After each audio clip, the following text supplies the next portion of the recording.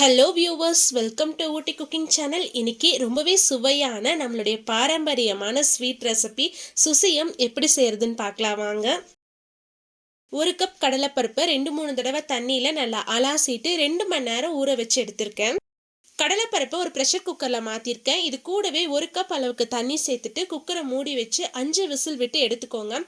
Pressure எல்லாம் போனதுக்கு அப்புறமா குக்கரை ஓப்பன் பண்ணுங்க. நான் சரியா 5 விசில் விட்டு ப்ரெஷர் எல்லாம் போனதுக்கு அப்புறமா குக்கர் ஓப்பன் பண்ணியிருக்கேன். மத்து வச்சு கடலைப்பருப்பை நல்லா கடைஞ்சி விட்டுருங்க. நல்லா மேஷ் ஆகி வரணும். அப்படி இல்லைன்னா நீங்கள் மிக்சியில் சேர்த்து கூட ஒரு பல்ஸ் கொடுத்து எடுத்துக்கலாம். இந்த அளவுக்கு நல்லா நைஸாக கடைஞ்சி எடுத்துக்கோங்க. கடாயில் 2 டேபிள் ஸ்பூன் அளவுக்கு நெய் சேர்த்துருக்கேன். நெய் நல்லா சூடானதும் இதில் 10 முந்திரி பருப்பை சின்ன சின்ன சைஸில் உடச்சிட்டு உள்ளே சேர்த்துக்கோங்க. முந்திரி பருப்பு நல்லா பொன்னிறமாக ஆகிற வரைக்கும் வதக்கி விட்டுடலாம். முந்திரி பருப்பு முழுசா இருந்தா பூரணம் பிடிக்க வராது, அதனால உடைச்சு விட்டுட்டு சேர்த்துக்கோங்க. பூரணத்துல முந்திரி பருப்பு சேர்த்து செய்யும் போது இன்னும் நல்லா டேஸ்டா இருக்கும். முந்திரி பருப்பு நல்லா வதங்கி வந்ததும் இதுல 1/4 கப் அளவுக்கு திருவன தேங்காய் சேர்த்து ஒரு 2 நிமிஷம் நல்லா வதக்கி விட்டுருங்க.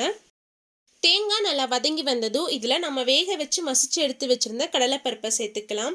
இது கூடவே 5 ஏலக்காயை உரல்ல நல்லா இடிச்சு எடுத்திருக்கேன். இதையும் சேர்த்துட்டு நல்லா கலந்து விட்டுருங்க.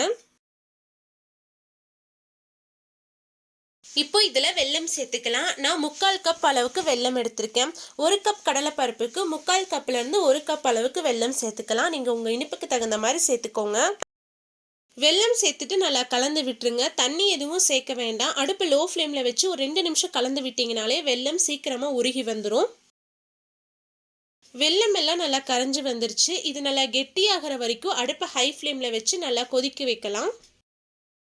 சரியா 5 நிமிஷத்துல இந்த அளவுக்கு நல்லா கெட்டியாயிடும். இந்த அளவுக்கு நல்லா அல்வா பதத்துக்கு வந்ததுக்கு அப்புறமா நீங்க அடுப்பு ஆஃப் பண்ணிருங்க. சூடு ஆறுனதுக்கு அப்புறமா இது இன்னும் நல்லா கெட்டியாயிடும். ஆறுனதுக்கு அப்புறமா நம்ம உருண்டை பிடிச்சிக்கலாம். சூடு ஆறுனதுக்கு அப்புறமா மீடியம் சைஸ் உருண்டைகளா பிடிச்சி எடுத்துக்கோங்க. பூரணம் நல்லா கெட்டியா இருந்தாதான் நம்ம எண்ணெயில பொரிச்சு எடுக்கும் போது பிரிஞ்சு போகாது. அதனால நல்லா கெட்டியா சுண்ட வச்சு எடுத்ததுக்கு அப்புறமா நீங்க உருண்டை பிடிச்சி எடுத்துக்கோங்க. கையில் லைட்டாக எண்ணெய் தொட்டுட்டு உருண்டை பிடிச்சிங்கன்னா பூரணம் கையில் ஒட்டாமல் இருக்கும். பூரணம் எல்லாமே உருண்டை பிடிச்சி ரெடியாக இருக்குது. இப்போ சுசியமுக்கு வெளியே இருக்க மாவு ரெடி பண்ணிடலாம். 1 கப் அளவுக்கு மைதா மாவு எடுத்துக்கலாம். இது கூடவே 2 டேபிள் ஸ்பூன் அளவுக்கு அரிசி மாவு சேர்த்துருக்கேன். அரிசி மாவு சேர்க்கும் போது மேல் பக்கம் நல்லா மொறுமொறுப்பாகவும் உள்ள நல்லா சாஃப்டாகவும் இருக்கும். இது கூடவே ஒரு சிட்டிகை அளவுக்கு உப்பு சேர்த்துக்கலாம். கூடவே 1/4 டீஸ்பூன் அளவுக்கு சோடா உப்பு சேர்த்துருக்கேன். இந்த மாவு எல்லாத்தையுமே நல்லா கலந்து விட்டுருங்க. 1/4 கப் அளவுக்கு தண்ணி சேர்த்து எந்த ஒரு கட்டிகளும் இல்லாத மாதிரி நல்லா திக்கான பேஸ்டா கரைச்சி எடுத்துக்கலாம்.